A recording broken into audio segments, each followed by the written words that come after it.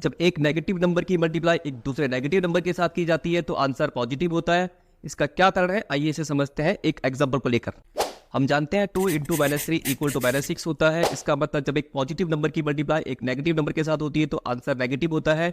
इसे समझते हैं रिपीटिव एडिशन के कॉन्सेप्ट से। 2 इंटू -3 मीन्स 2 टाइम्स -3 या 2 ग्रुप ऑफ -3। इसका मतलब है -3 को 2 बार लेकर ऐड करने पर आंसर -6 आता है।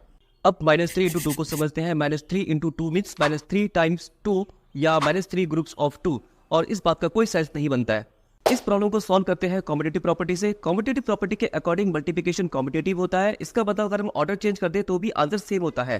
कॉम्पिटिटिव प्रॉपर्टी के अकॉर्डिंग -2 इंटू 3 इक्वल टू होता है 3 इंटू -2, और इसका मतलब है 3 टाइम्स -2 या 3 ग्रुप्स ऑफ -2, और इसका मतलब है -2 को 3 बार ऐड करके आंसर आता है -6।